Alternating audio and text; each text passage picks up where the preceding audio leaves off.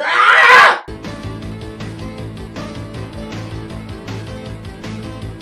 Samurai Cop is one of the more frustrating things I've ever watched in my entire fucking life. Everybody lately has been like on that thing of, oh, The Room is so fucking crazy. The Room is goddamn wild. Fucking Tommy Wiseau, right? Did you see him? He's so fucking weird. What are you doing on computer?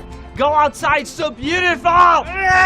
But I do feel like there are movies so bad that they are actually good. The Room being one, Trolls 2.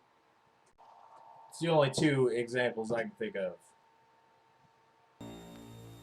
We are not an established gang yet.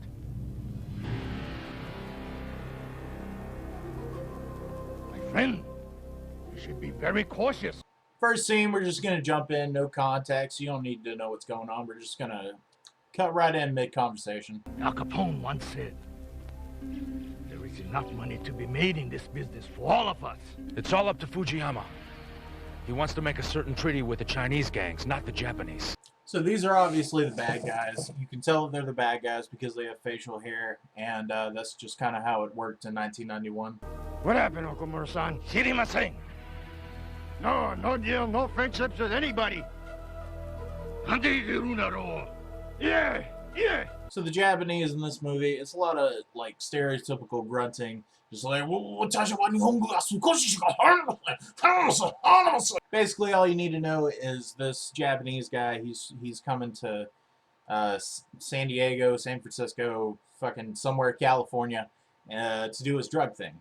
So right now, enter our two protagonists. So far, they haven't really explained who the fuck Samurai Cop is, which is something that they neglect to do for most of the movie.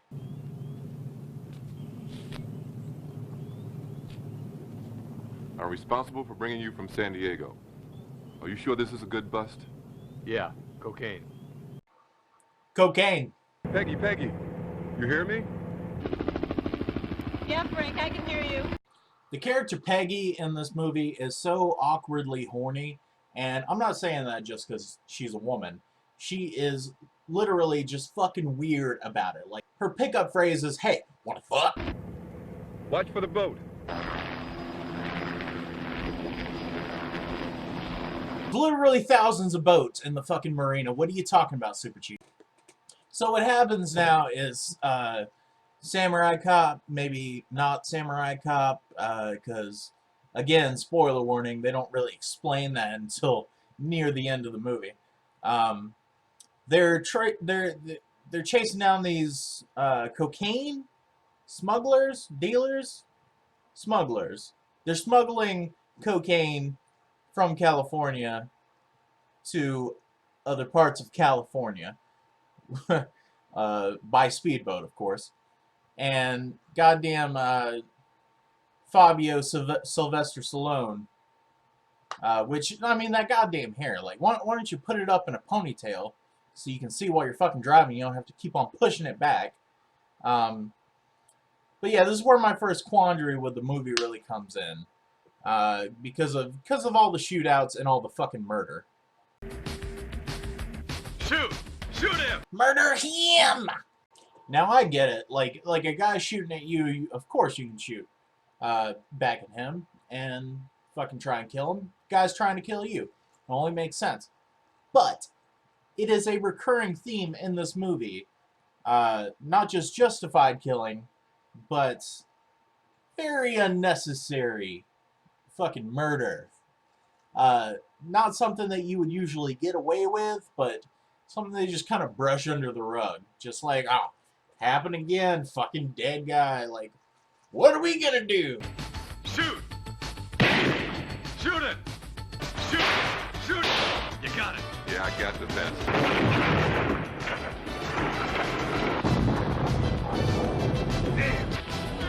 Burning! Do something! Man, he's burning! Hey, we gotta do something! Man, you grab the blanket. Get the fire extinguisher.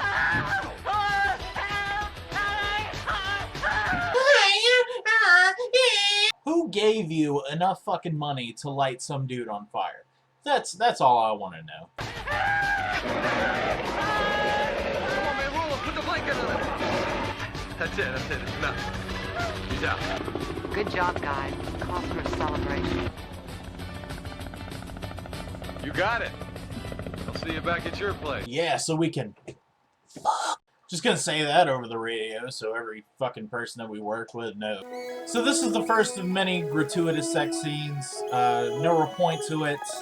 Doesn't really move the story along. Just, you know, hey, this is a shitty movie, but there's tits. Fucking kid gets a big ass tit time. The boss is coming.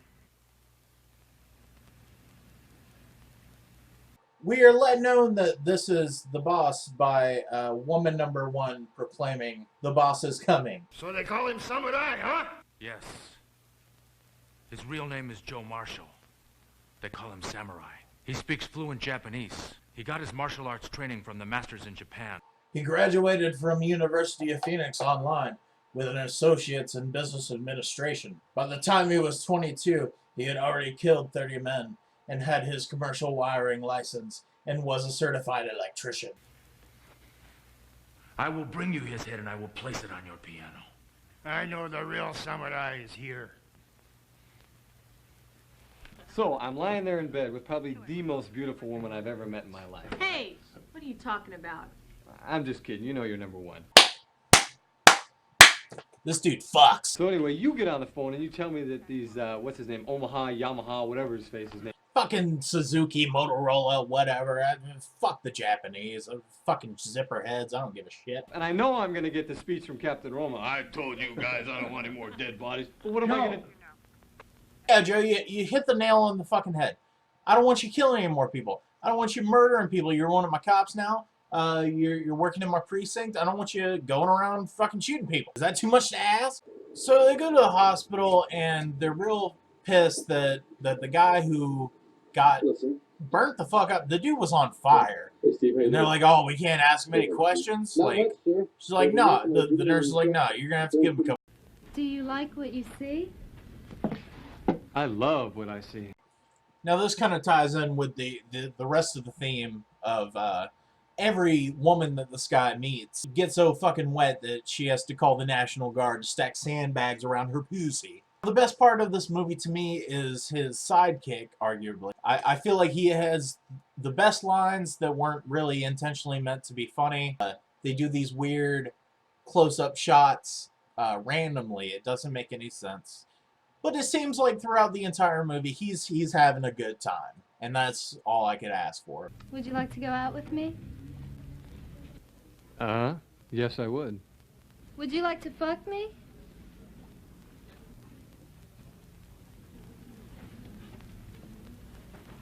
Bingo. Well, then let's see what you've got. Doesn't interest me. Nothing there. Nothing there? What are you doing? Is this real life right now?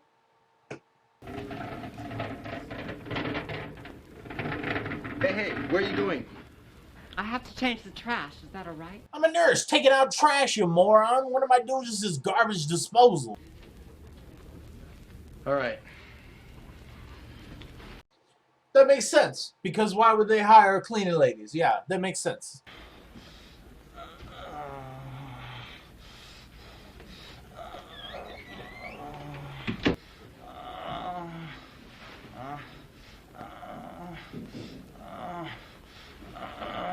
Did they do this in Annie?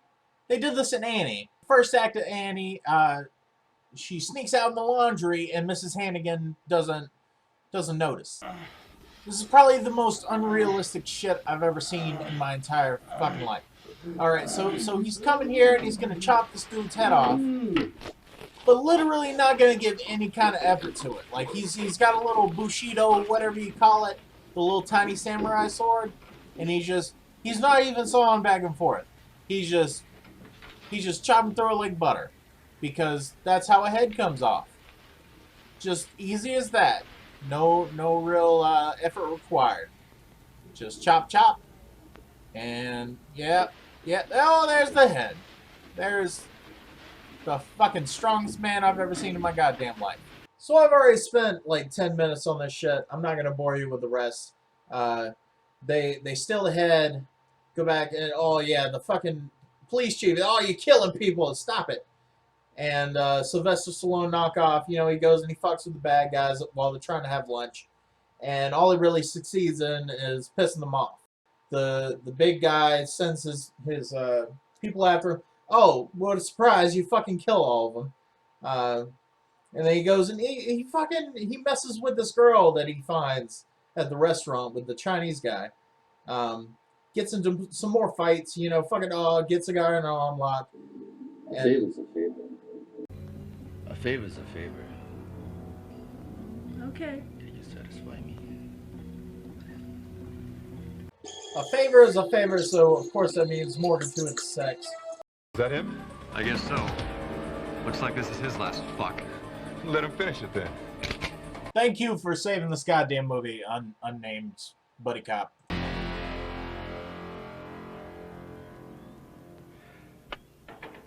I'm unarmed.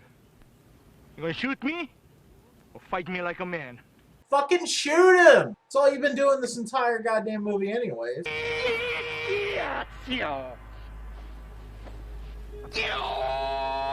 Stop it. Stop.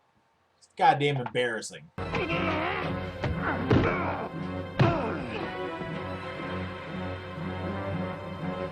He's under arrest. Watch his arm, I might have broke it. Looks like you did. Come on, get up, get up.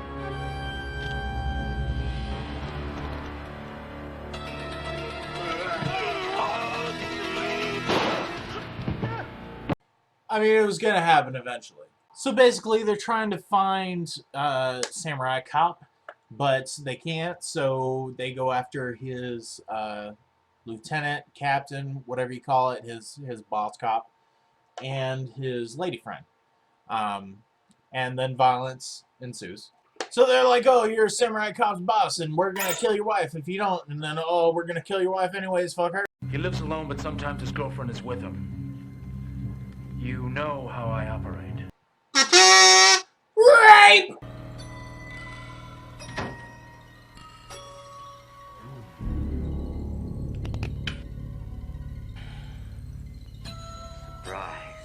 Oh, yeah. Hey, take it easy, man. Come on. Talk to me. What do you want? I can kill you now, or I can relieve you of this gift. This black gift. What? Even for 1991, that's a weird fucking thing to say, dude. It's a weird fucking thing to say.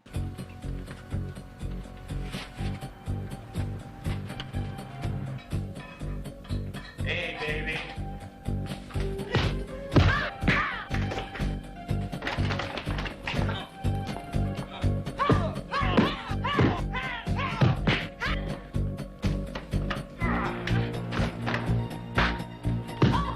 I wonder what kind of belt in karate you have to get to before they teach you the fucking cunt punch. Get up! Hold her! Get up! Hold her. So this is where it kind of gets a little gratuitous for me, just for this kind of movie to have something so fucked. Just putting a tippy toe over the line.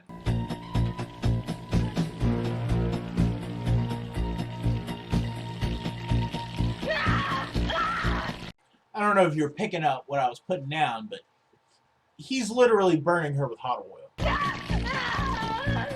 This thing burns, you know? Fuck you! Maybe some other time. Right now I want to know where your samurai friend is. I don't know. Maybe that will help you remember.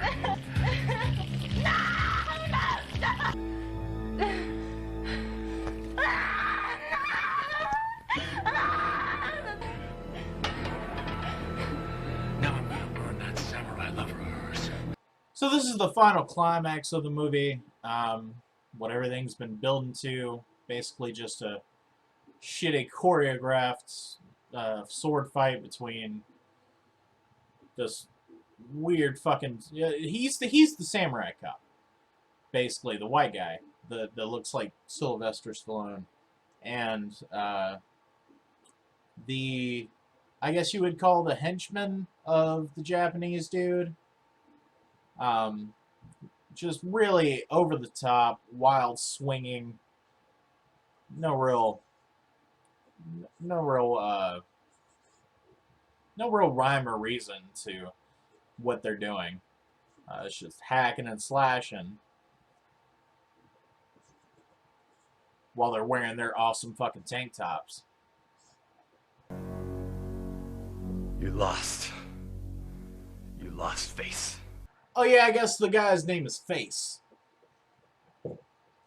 Huh.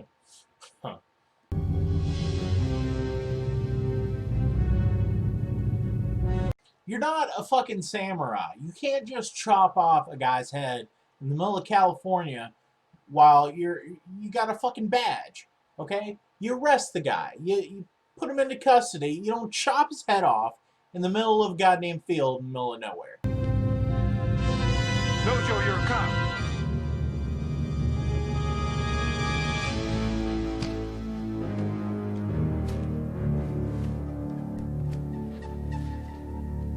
Hey, he's going for a knife.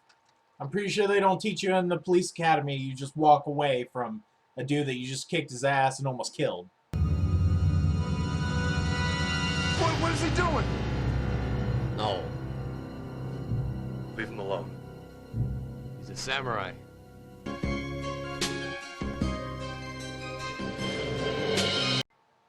And that's it. That's how the movie ends.